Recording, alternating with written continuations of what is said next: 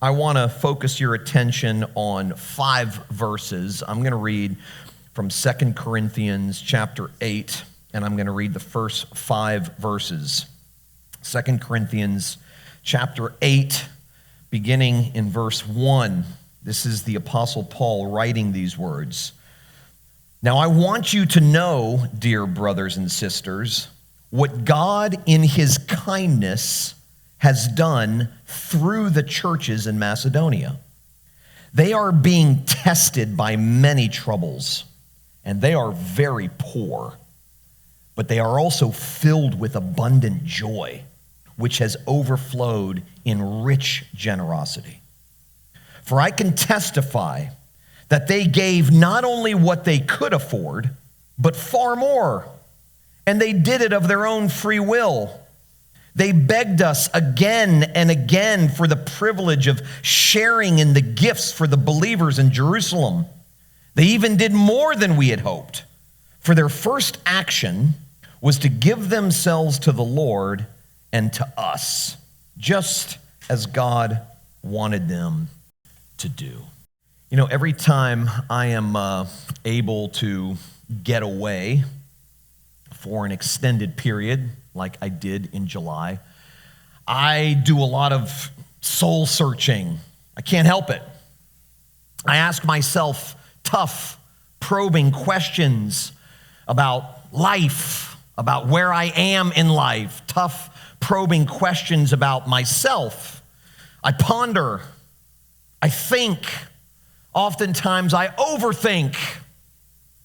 I was on the beach a few weeks ago, and I read Philippians chapter 4, verses 6 through 8, where Paul says, don't be anxious about anything, but in everything, with prayer and petition, present your requests to God, and the God of peace will grant you tranquility because of what Jesus has done for you. And I read that, and every time I read that verse, I immediately become aware of how anxious I am. The very fact that those verses say, don't be anxious about anything, makes me anxious. They're triggering in some ways. And so I got my phone out, and I wrote down a handful of things that I am perpetually anxious about. My kids. As a parent, it's almost impossible not to be somewhat anxious about your kids. How are they doing?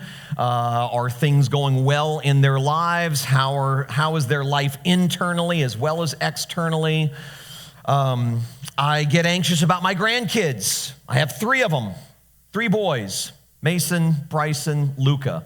How are they doing? How are they developing? How will they turn out? What role do I play in their lives? I get anxious about my marriage, not because Stacy is a bad wife, but because I've failed at marriage once, big time. And I don't want to fail again. I know what it's like to live through a failed marriage, and it sucks. And I don't want to do that again. I get anxious about money. Who doesn't at some point in time get anxious about money, finances? I get anxious about this church. How are we doing? How are things going? How are the people in this place, the people who are a part of this community? I get anxious about my future, my regrets, my losses. When I ponder these things, it stokes anxiety. So I wrote those things down on my phone, and I started to pray as I sat there on the beach. At first, I showed Stacy on my phone. She was listening to something, and I got her attention, and she was sitting in the chair right next to me on the beach, and I showed her my phone, and she said, "What's that?" I said, "These are all the things that I'm anxious about." And then she went back to listening, and I went back to writing. And I, as I sat there and prayed, and I talked to God about those things, I asked myself, why do I do what I do professionally? Why do I do it? I struggle with what I do.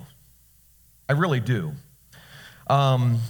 Maybe I've just reached an age where I can't help but wonder if I should have spent my life doing something else. I don't know. But I struggle with it. Sometimes I would rather be doing anything but this. Stacy and Jenna can testify to this. Something that didn't demand so much mental and emotional energy. I struggle with it. I struggle with wanting to do what I do. But I struggle with it. And the tough part for me is that I remember a time in my life when none of this felt like work. None of it. When I would pinch myself because I couldn't believe that I got to spend my life doing something I love to do, something I was built to do. And now sometimes I don't love it. Sometimes I feel like a fish out of water up here. Like I should be doing something else. Like I don't belong here.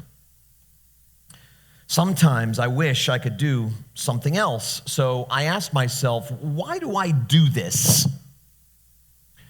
I mean, there's no money in this, okay? There's no real fame or glory in this. Why do I do it? And I wrote down 4 things. The first is this: I do it because I can't not do it. I've tried. Trust me, I've tried. And God just won't let me go. I've tried to wiggle my way out of this line of work so many times, and God just won't let me out of it. So one of the reasons I do it is because I can't not do it. I'm built for this. I'm wired for this, even though sometimes I wish I wasn't built for this. Or sometimes I wish I wasn't wired for this. That's the first reason. I can't not do it. The second thing I wrote down is I do it because I have a deep sense of responsibility. The things we talk about here are our only hope. They are our only lifeline. If what I say week in and week out is not true, I'm done. I'm tapping out. Because without the truth of God's grace, we are all screwed. So that's the second reason. The third reason I wrote down is that I do it because I love you. I really do. Sometimes I wish I didn't, but I do. I really do. I care about you. I ache when you ache. I do. God, through my own failures and struggles, has made me a more empathetic person so that when you're talking to me about the struggles in your life, I'm not just hearing it, I'm feeling it. I'm relating to you. I ache when you ache. I feel the things that you feel. I get you.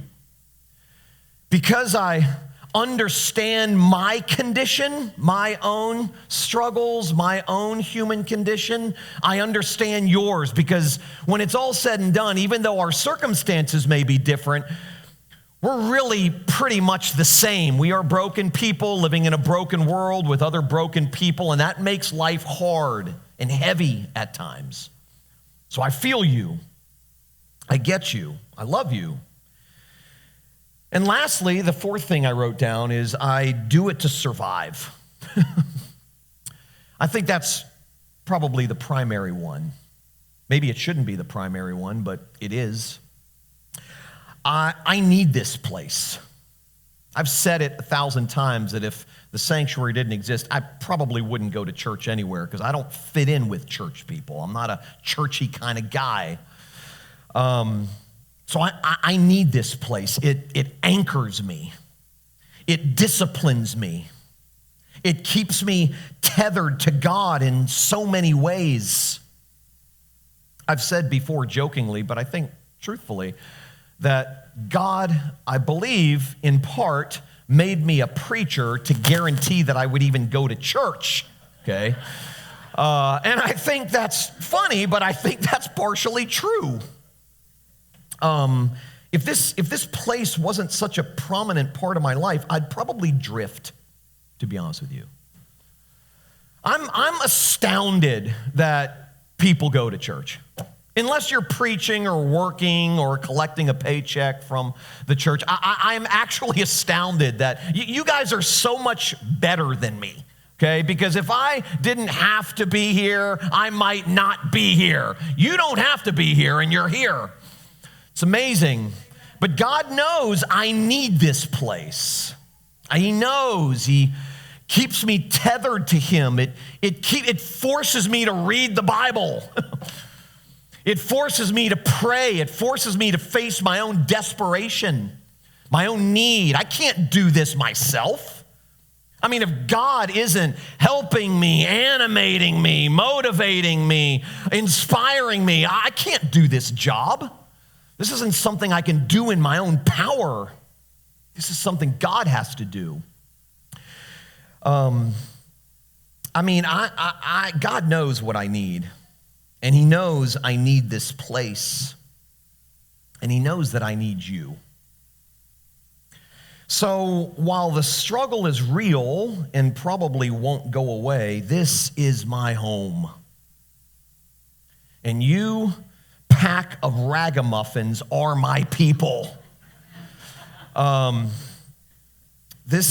there's a reason why this is my home. And there's a reason why you are my people. And the reason this is my home and the reason you are my people is because grace reigns here. That's what we're about. On social media yesterday, I said, I'm not a better person than I was 9 years ago when I hit bottom. However one defines better. My wife corrected me gently, I think, very sweetly, and said, no, you are better in this way, and this way, and this way, and this way. And I think that's true. But the way we typically define better, I would say that I'm not so much a better person than I was 9 years ago when I hit bottom, but I am more aware of my screwed upness. I am more aware of my need for grace. I am more willing these days to admit publicly or privately my own screwed upness in specific ways. And I suppose from a certain standpoint, that is better. That means that I'm healthier than I used to be, more self-aware than I used to be, more, I recognize my need for grace perhaps more than I used to. And I think that's the journey that most of us who are a part of the sanctuary are on. I love that this isn't a place where we're trying to fix each other. I mean, do you like ever being around anybody who's constantly trying to fix you, change you, improve you, make you better, however they define better? No one likes being around people like that. That doesn't generate intimacy and closeness. It usually creates division, separation, distance. So I'm super grateful that this isn't a place where we're trying to fix each other. We don't claim to have all the answers. Oftentimes, when I'm asked a question that I can't answer, I feel very free saying, I don't know, especially if it's a question about God.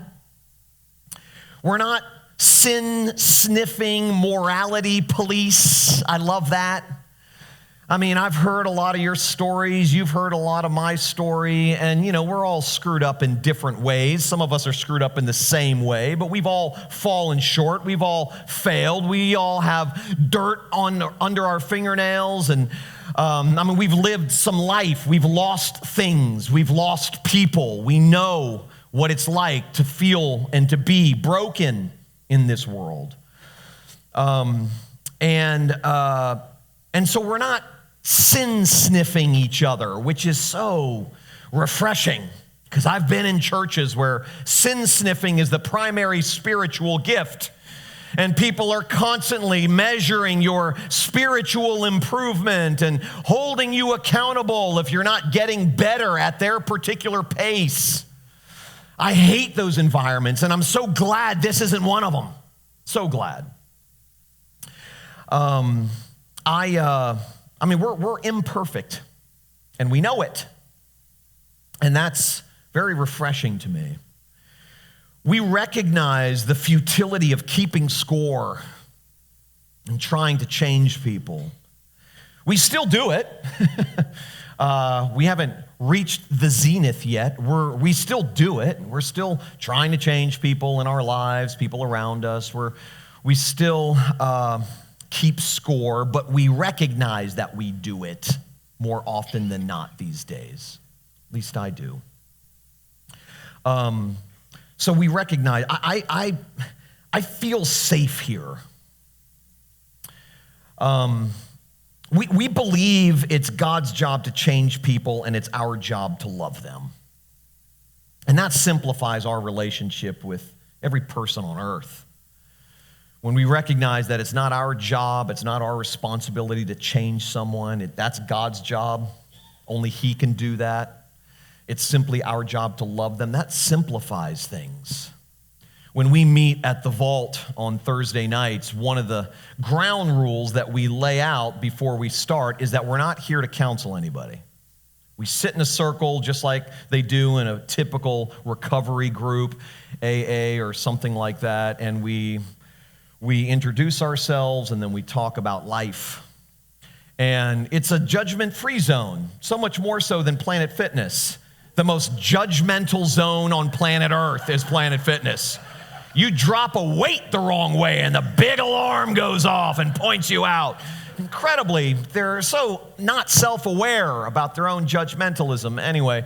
But at the vault anyway, it really is a judgment-free zone. It's not that I'm not judging you in my heart when you're telling me all of your dirt, because I am a little bit, as you are to me, to some degree. We can't escape it.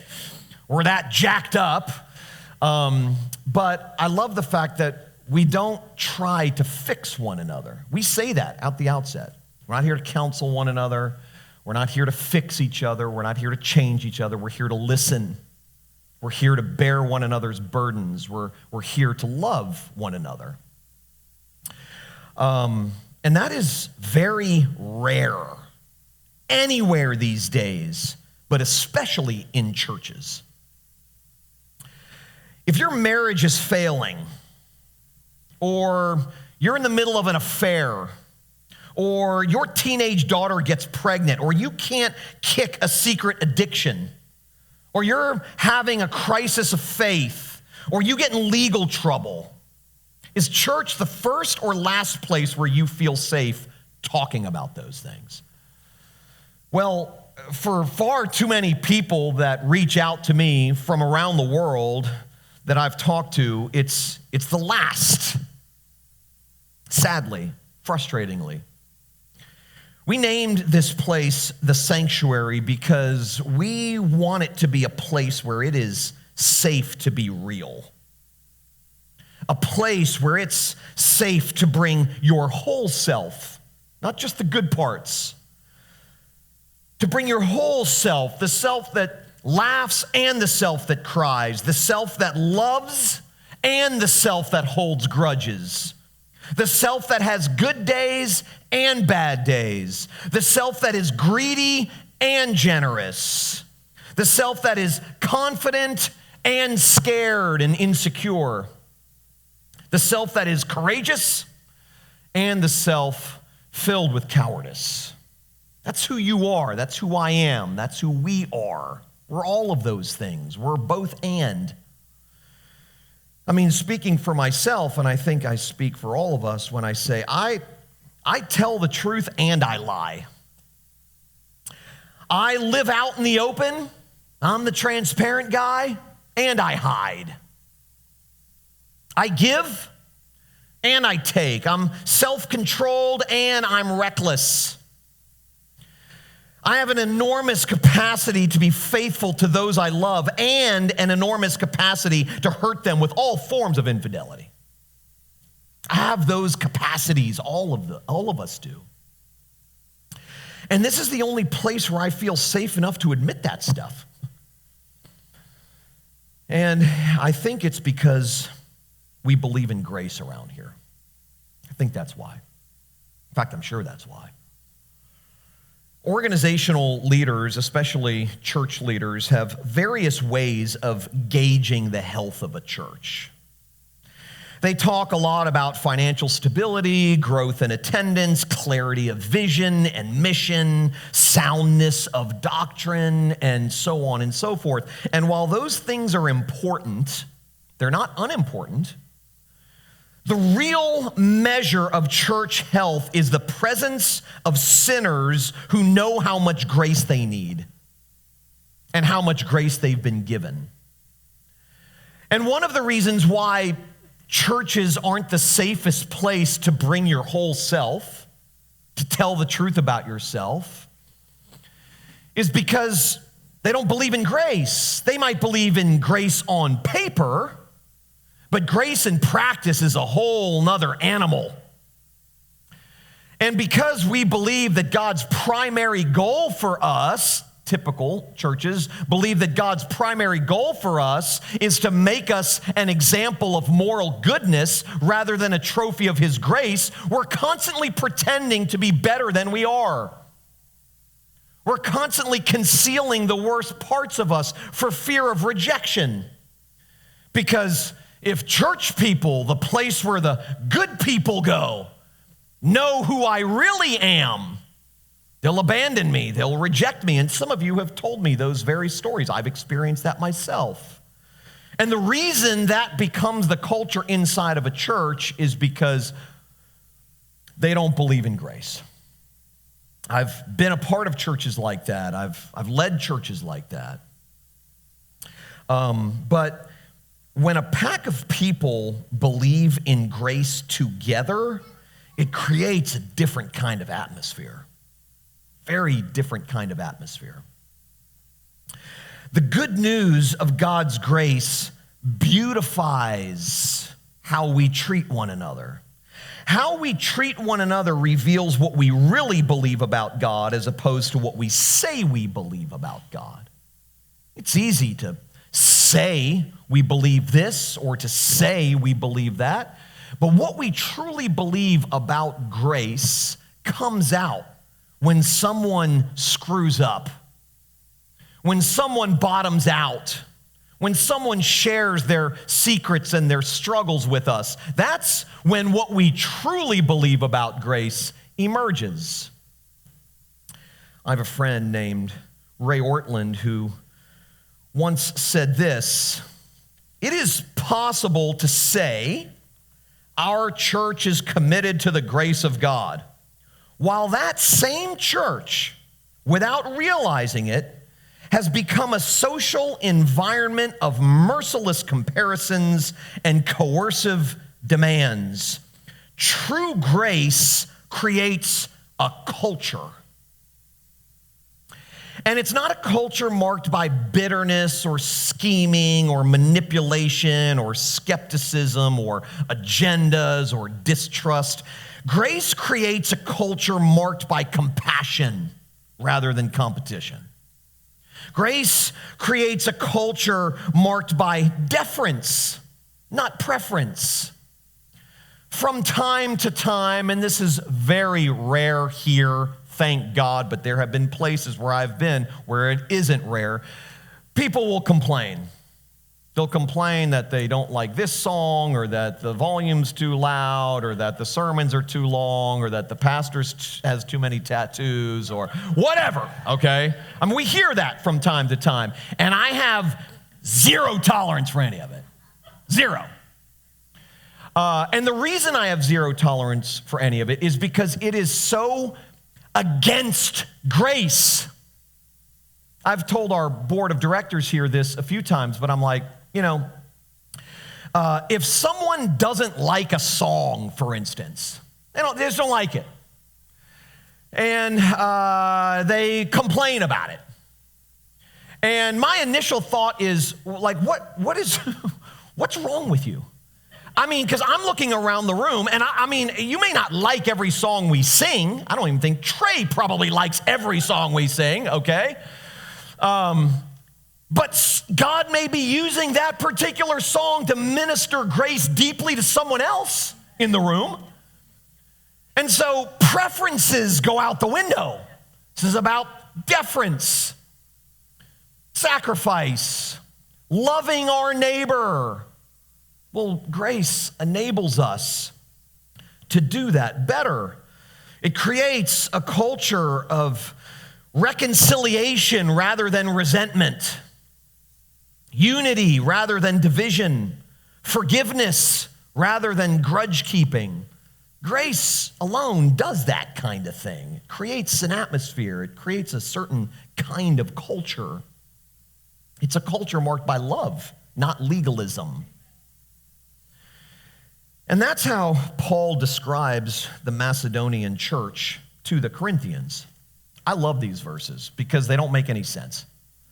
I mean, if you think about this for a minute, he says, "Now I want you to know, dear brothers and sisters, what God in his kindness has done through the churches in Macedonia." So he's getting ready to describe the effect that God's grace has had in Macedonia.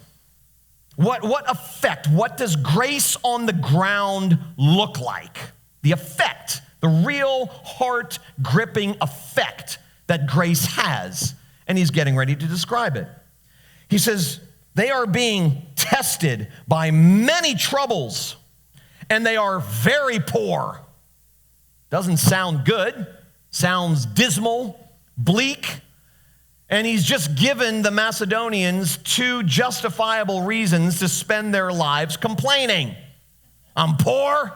I'm facing many troubles. I'm very poor. I'm facing many troubles. Does God exist? If God is good, then why wouldn't he get me out of this mess? Why wouldn't he provide for me better than he is?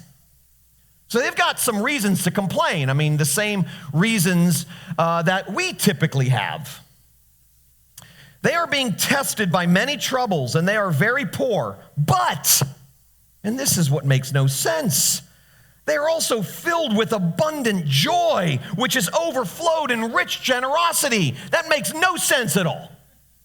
So these super poor people are incredibly generous, and the troubles they are facing are not making them bitter. They're filled with a joy, an abundance of joy. Something on the inside has been changed, rewired. And then he goes on to say, "For I can testify that they gave not only what they could afford," which apparently wasn't very much, "but far more. And they did it of their own free will." They kept going back and saying, what else can we do? How much more can we give? How can we serve? This grace that has gripped my heart has so changed me. I want to live loving people, helping people, serving people. Notice Paul didn't preach a sermon to these Macedonians and say, hey, listen, you guys, you really need to give more, you need to serve more, you need to love more. If you're serious about God, you need to love more, give more, serve more. I have sat in so many churches where almost those exact words have been spoken from the pulpit. A serious Christian, a real Christian, a Christian who is dedicated to the Lord, which none of us are, okay? Thank God he's dedicated to us. But I mean, that if you are that kind of person, if you're a serious Christian, then you will give more, you'll serve more. There's a lot of fear and guilt and manipulation that goes on. That's not what's happening here. The law may motivate us on the outside out of fear or guilt, but only grace can change what's on the inside. And so he says, these people are super poor. They're facing all sorts of troubles. I mean, their life sucks, okay? These people's, the Macedonians' life is not good, okay? They're not living the victorious Christian life, okay? They're not healthy, wealthy, or prosperous. They're not.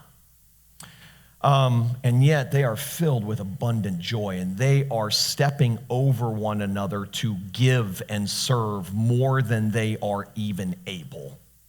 That's what grace does. Their love for each other and their generosity aren't forced or coerced. They're instinctive. They're reflexive. They're spontaneous. They don't need to be told to give or to love or to serve. They're just doing it. They flow naturally from a heart that has been gripped by grace. Grace changes things. It changes relationships. It really does. You show me a healthy relationship, and I will show you that at the core of that relationship is grace. You show me an unhealthy relationship, and I've seen a lot of them over the years, and grace is missing in action from that dynamic. Just is.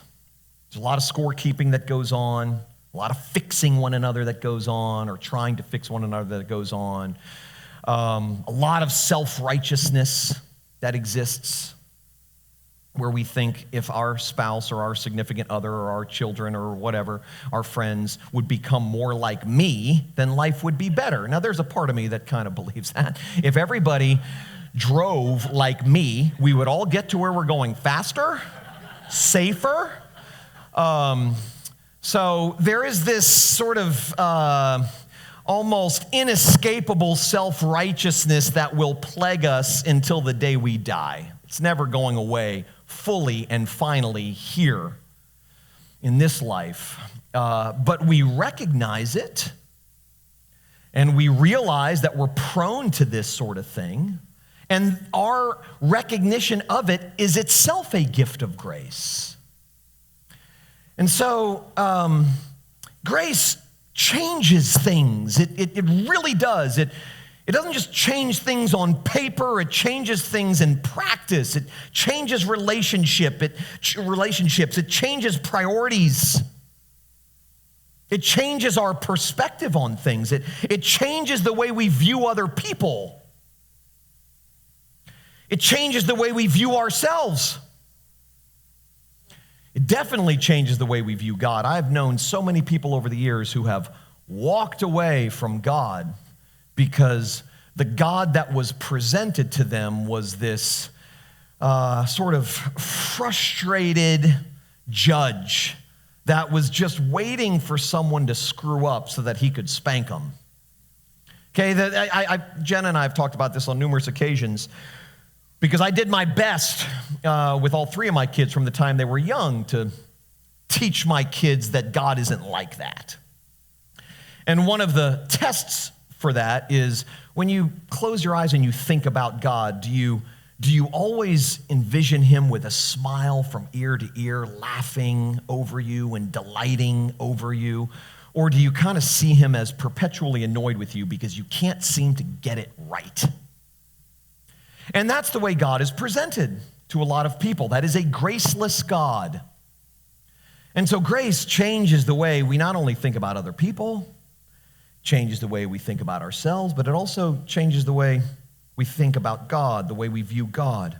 Grace makes a place safe, whether it's a church or a relationship. Grace provides safety. Grace produces sanctuary. Grace makes a place safe to admit your faults, safe to admit your fears, safe to admit your secrets and your failures and your doubts and your frustrations. Grace alone creates that kind of vibe, that kind of atmosphere. I've said this before, but people are much more likely to be honest if it's clear to them that there is forgiveness and grace on the horizon rather than judgment. If you sense or you believe or you feel that there may be judgment on the horizon if you come clean with whatever it is you're struggling with or whatever it is that's going on in your life, you won't be open. You won't be honest. You'll hide and you'll stuff things down deep. But if it's clear that forgiveness and grace are on the horizon rather than judgment, people are much more likely to be honest. And that is a huge gift. Huge gift. Martin Luther, my historical hero, once said this, and I feel this totally. He said, "May a merciful God preserve me, protect me from a church in which everyone is good." He said, "I want to be and to remain in a church of the faint-hearted, the feeble, and the ailing, who feel and recognize their failures, who cry to God for comfort and help, who believe in the forgiveness of sins. God, protect all of us from a church in which everyone is good. I feel so much more comfortable sitting in a room with people who know that they're weak than with people who think that they're strong, with people who recognize their need rather than people who think that they can always fix you. So much more comfortable. That's why I've said 1,000 times, one of the places where I feel most alive is when I visit a recovery place. These are people who have hit rock bottom. They know that they've screwed up. They know that they have ruined relationships. They've burned bridges, and they're acknowledging it. The whole reason that they're there is because they recognize they have a problem they can't fix on their own. I remember talking to my good friend Carl. Where is he? Where's Carl? There he is. He said something to me at breakfast a few months ago. And Carl's been wide open about his own almost lifelong struggle with drug addiction. And he and I have been friends and have known each other for years and years and years. His realness refreshes me in so many ways. But he's been sober now for a while, and I asked him, I said, what was it that sort of clicked this time?